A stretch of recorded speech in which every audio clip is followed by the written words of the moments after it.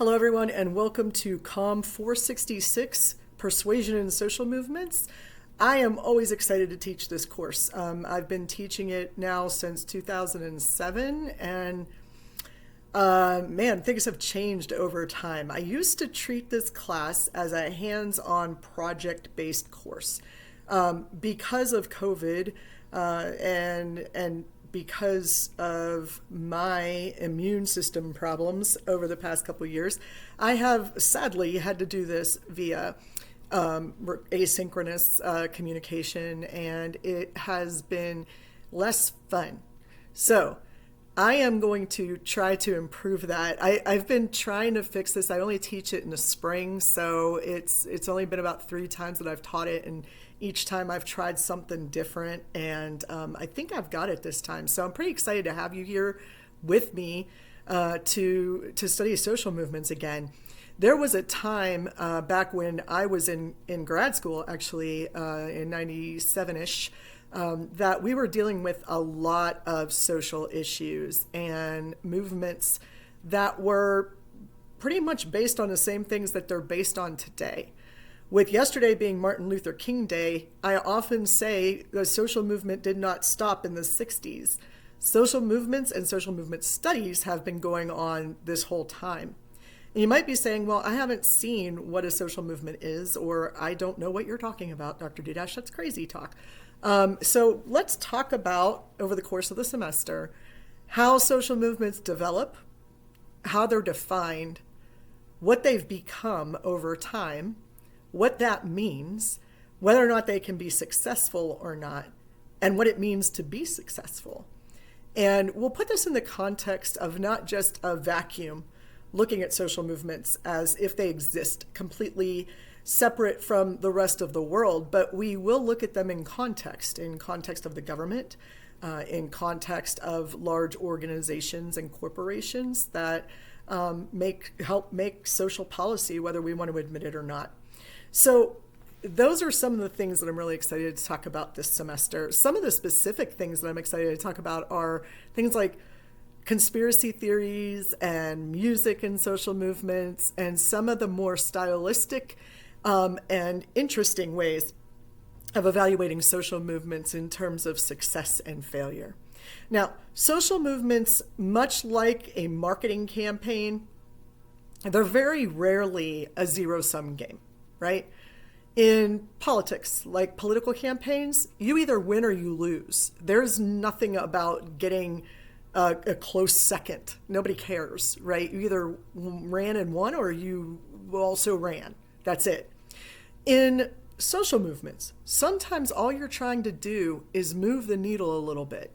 So you're trying to persuade people not to take one action, but to think differently about perhaps their policies or their stances on certain issues or their view of the world.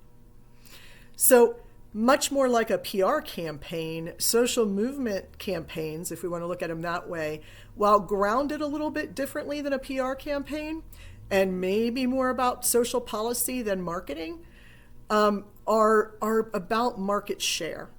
They're about changing minds. Sometimes are they about an issue that you want to get past and it doesn't, or it does?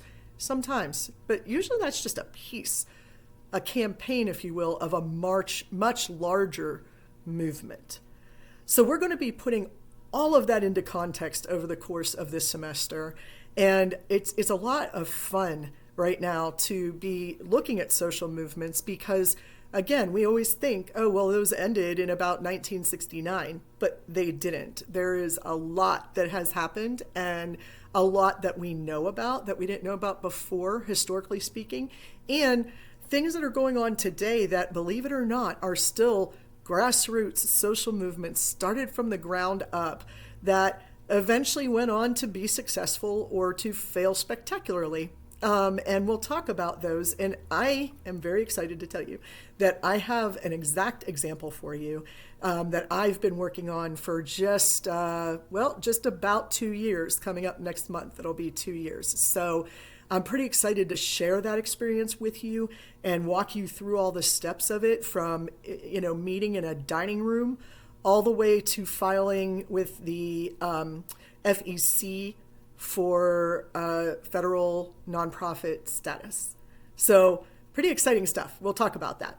And I'm glad to finally have an example that I really feel like gives me a good experience base. There's a lot of knowledge out there to be gained about social movements, but until you truly participate in them, or you start one of your own, or whatever it is that you do, you don't really understand the complexities of it. And so we're going to try to do that. We're going to try to understand the complexities, some of the problems, some of the solutions that are faced by social movements all the time, in understanding why they are or are not successful and what that looks like.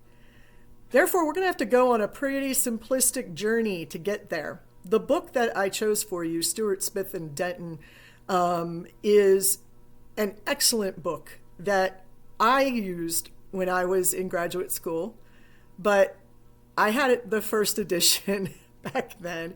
I think we're on the 6th edition, if that's what I put in the syllabus. And I actually had to go buy the 6th edition because, I didn't have it yet. And so I'm pretty excited about it because it does some different things and explains some things better than they used to. And that's great for us. Hopefully the reading isn't too difficult. I know it's not too long. And so you're going to be having some supplemental readings as we go along. But if you look at your syllabus and the schedule, we will know week by week exactly what topic we're talking about. Normally you will be getting a video from me on Mondays. And then that will take you through the rest of the week that's on there. Very rarely you'll hear from me more than once a week on video. More likely you'll hear from me on video on Mondays, and then you'll get something from via Blackboard, via email, etc. During the week if that happens. So hopefully that helps you understand how the course is going to run. You all, for your part, need to read and stay on schedule if you can, because there's 14 weeks accounted for in the semester, and I believe there's 14 chapters. So essentially, if you miss a chapter, if you miss a week, you're going to have to do double time to catch up. Is that impossible? No. But it's more helpful if you can stay on track. So reading the assigned readings for that week at some point at your convenience in that week is super helpful for you to stay on track. Okay? Assignments.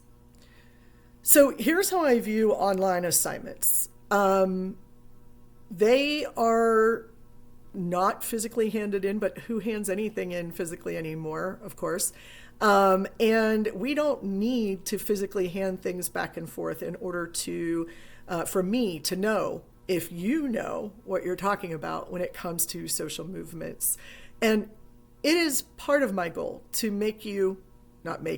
to help you become discursive and in social movement theory and practice, okay? Meaning that I want you to be able to have a conversation with some level of credibility and knowledge base and perhaps experience base to have that conversation. And that's the goal of this class. So your assignments are all due whenever you want to do them, with the exception of one. All of your assignments will be due on the last day of classes, which I'm trying to remember exactly what that is. I want to say that it's May 2nd is what I want to say that it is. And of course, I didn't pull up my calendar in time to really be able to tell you. Also, I can't see a thing. So this will be interesting. May 2nd. Wow, look at that. Very good. Okay, so May 2nd is when everything is due, with the exception of your final paper. Your final paper will actually be due on Friday, May... Wow, I can't see. I really can't. 10th? May 10th. 8 days after Thursday, honey. Okay, I got this. I can't math very well. So that final paper does not need to be turned in until the 10th, which is the last day of finals. So I want you to kind of be able to pace yourself. All of the assignments will be available for you to do. They will be online. Generally, when you submit, I try to take about 2 weeks maximum to grade them. So you know exactly how you're doing in the class as we go along. There will be some discussion boards. There will be a couple of papers. And there is an assignment dealing with annotated bibliography, and another assignment dealing with persuasion theory, because of course this course starts with persuasion theory. So hopefully that's pretty easy for you, and hopefully it's convenient for you that you can do these assignments as we go along at your convenience and turn them in on your schedule. Everything has to be in by May 2nd. That final paper has to be in by May 10th, okay? So that is the schedule that we're going to use, and those are the assignments that we're going to do. So how are we going to study social movements exactly? Am I going to take a historical approach, go chronologically? How does it work? Your book actually gives us a great outline for studying social movements. And the first thing that we need to know is, what is a social movement? What qualities or characteristics make something a social movement, as opposed to a marketing campaign, a PR campaign, crisis management, political advocacy, and so on. So we're going to talk about the things that define social movements. And in doing that, over the course of the first few weeks, we're going to talk about how social movements develop, so sort of the stages that they might go through. Now, I do want you to know that this is just, I'm going to give you more than one perspective on how to look at social movements, but we're starting with Stuart Smith and Denton's, which is a proposed idea of how to study them and what they mean. So feel free to disagree and argue with the book. Well, with me, but about the book, right? And what they say. I won't say that they're 100% correct. I will say that I generally see the world the same way they do, probably because I read first edition, right? So for me, this really makes a lot of sense. I want you to tell me your experience in reading the book, whether their definitions and stages of a movement sort of match up with your view of what a movement is and how movements work. And I would like us to use all the examples, all of the examples that you can come up with. As I said, these things, movements, did not stop with the 60s, and they don't stop with just the civil rights movement or the environmental movement. Okay, there are things within those that function as campaigns for those movements, for sure. But there's whole other movements going along with those that are important not to ignore. Surely at this point, if you're taking this class, you probably can think of at least a couple social movements that you have seen occur. There have been a few just in the past couple of years that have blown me away. So come to me, or this course, come to it with examples, thinking about what a social movement is. What are you going to get out of this course once you take it? Well, you're going to get out of it the knowledge of what a social movement is, how they work, what people say about them, how they function. You will write papers on them, analyzing them, so that I know that you can analyze a social movement and the reasons for its success. You will understand persuasion theory in terms of mass influence. You will hopefully also understand how to better communicate via written work, whatever that is, whatever format that takes. So those are some of the things you're going to get out of the course, and maybe you might get inspired to start your own social movement. That has happened in this class before, I'm very excited to say. Maybe it will inspire you to join up with a local movement or a national movement, an international movement.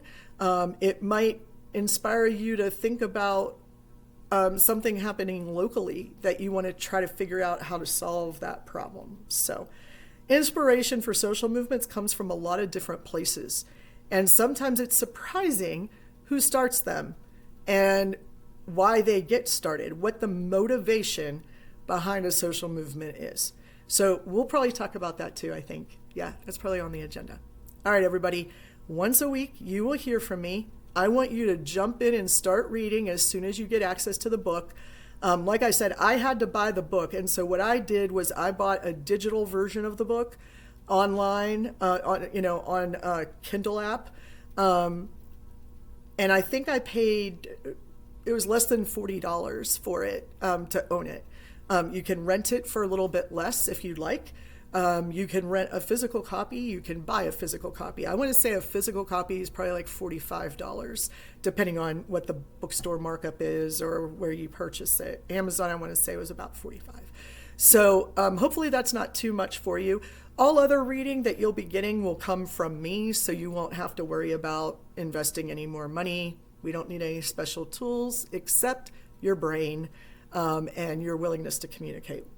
So hopefully that introduces you to this course, why we're doing it, why we're here, how we're going to do it, and what you're going to get out of it. And I'm pretty excited to start. So go ahead and get that reading done, and I'll be seeing you all next week.